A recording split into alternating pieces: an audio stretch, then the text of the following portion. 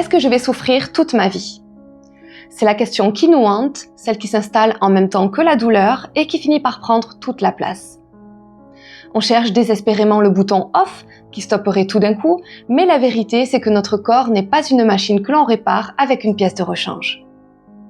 Alors si vous passez votre vie à attendre que la douleur disparaisse totalement pour enfin recommencer à respirer, à sourire, à voyager et à profiter tout simplement, vous risquez d'attendre longtemps et de passer à côté de votre vie.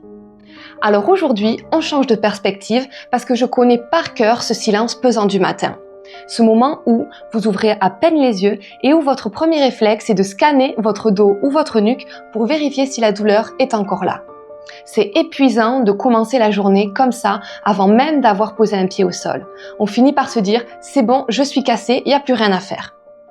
Pendant mes 6 ans de galère, après mes 2 accidents de voiture, j'ai été obsédée par la guérison. Je voulais redevenir l'Audrey d'avant, sans douleur, mais cette obsession me rendait malheureuse et m'empêchait d'avancer. La douleur était devenue finalement ma prison, elle décidait de mes sorties, de mes projets, de mon humeur et de mon énergie.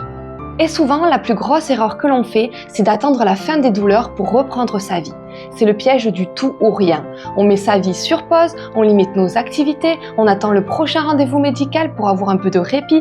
Résultat, sans mouvement, les muscles fondent, les tissus s'enraidissent et le moindre geste devient une agression. C'est un cercle vicieux.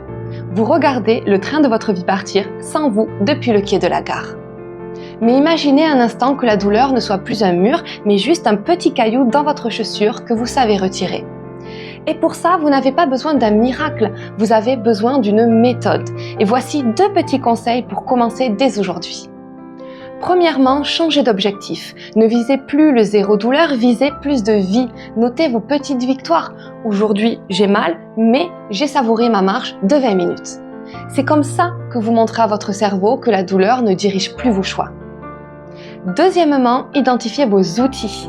Pas des outils génériques trouvés au hasard sur YouTube, même s'ils sont spécial mal de dos, vous avez besoin de savoir quel geste précis, à quel angle, avec quel accessoire calme vos douleurs.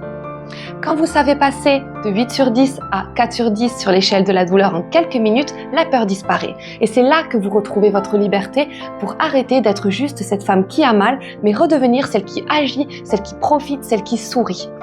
Si ces 2 premières clés résonnent en vous, ce n'est que le début. Je vous ai préparé une vidéo gratuite qui détaille ma stratégie complète en 6 étapes. C'est le chemin précis qui m'a permis de soulager mes douleurs efficacement et que je transmets aujourd'hui à mes élèves pour qu'elles retrouvent enfin un corps plus léger et plus confortable. Pour découvrir cette méthode et arrêter de rester spectatrice de vos douleurs, cliquez sur le lien juste en dessous dans la description. Et dites-moi aussi en commentaire quelle est la chose que vous avez arrêté de faire en attendant de ne plus avoir mal.